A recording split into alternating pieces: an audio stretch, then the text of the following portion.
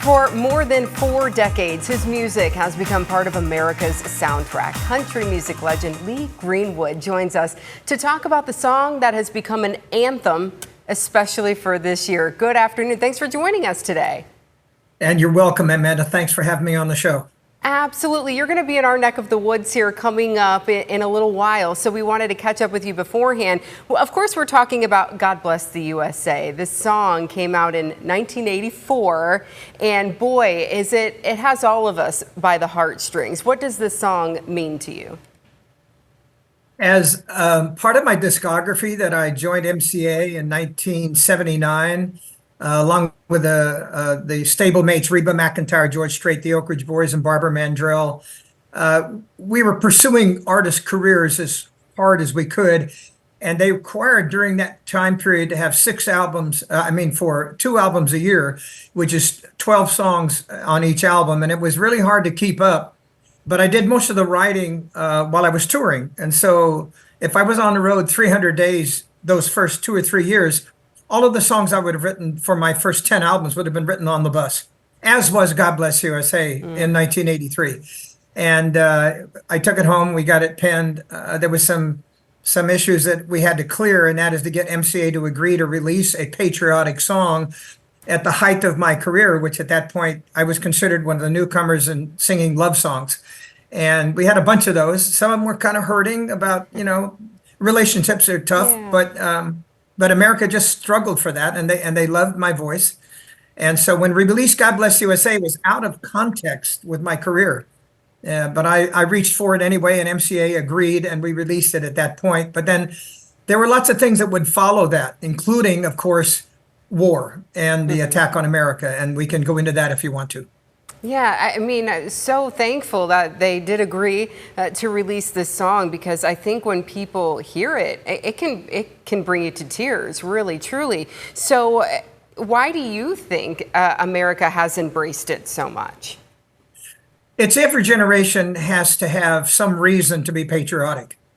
And of course, in the years of God Bless America or America the Beautiful during World War II, there was reasons to have lots of patriotic songs and patriotic movement. Some of those songs lasted, some did not. But when I wrote God Bless USA as a tribute to my country, I have to look back at my own past, my own career.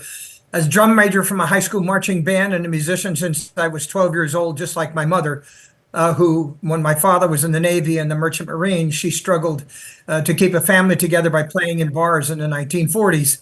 And so I also would play in bars in my preteen years, and left for Nevada at a very early age, leaving high school at 16 and spending 20 years in Las Vegas, Reno, and Lake Tahoe, and then moving to Tennessee to start my career.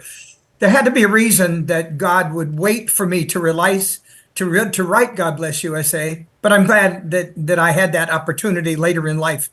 And pursuing a career, it was always hard for me to do it without my attention on the military, because I loved doing things for the military. We had over a dozen USO tours during the time that we were touring so heavily, but it was always a pride for me to sing it for our United States military, and I still do.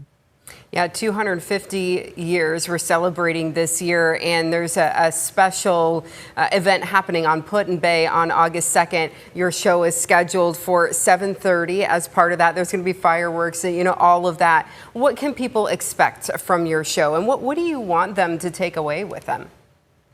Well, of course, it's a little bit of a political event, and I'm happy to do that. I'm a conservative Christian. I'm not ashamed to say that. And it's always been my pleasure to support what I believe in. But I will say this particular event's going to be a fun event. And I know that the songs that I sing will rouse the crowd. And Ramaswamy will be there. And of course, he will be speaking as well. Proud to associate with him because he's doing a lot of good things for America. So when I work for the administration in one way or another, I always try to reflect American pride and patriotism more than anything. And I think that's what the crowd expects from me, and that's what I'm going to give them. So clearly you're going to sing God Bless the USA. What other songs could we look forward to? Oh, you think? You think I'll sing that? It's interesting that I've prepared several other songs that are not necessarily patriotic, but certainly will have a tone to wave the flag.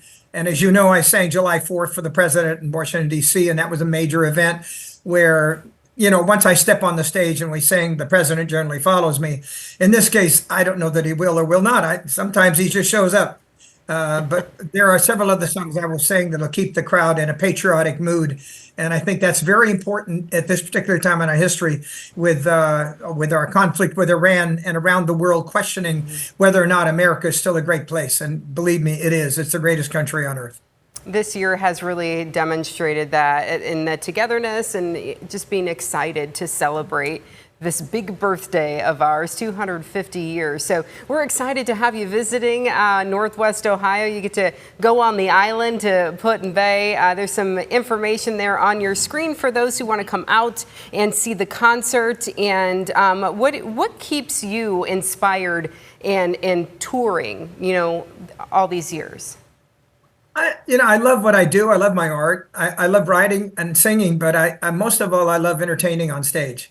I love when I can excite a crowd, make them applaud, make them smile, make them happy, and to deliver the good message of America. I guess that's kind of what I'm cut out for. I know that I had a lot of years before I wrote God Bless the USA as an artist, and I'm proud of that. But since USA came out, and it's somewhat of an umbrella over my career, Amanda, it's not a parachute. I still write and we still sing other songs. Of course, I have full shows that I do that include all of my discography and the show and the songs that America has loved from me over these 40 years. But I'm just excited when I step on stage. My family supports me. My wife, Kim, and I have been married 34 years.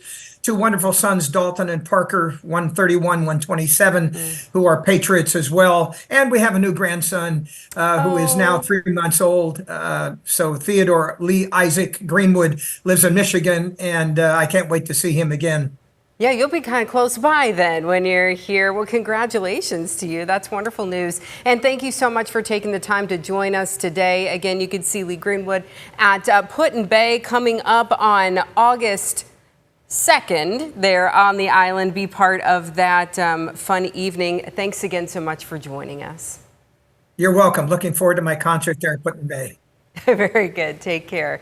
We'll be right back with some Good Day right after this. Stay with us.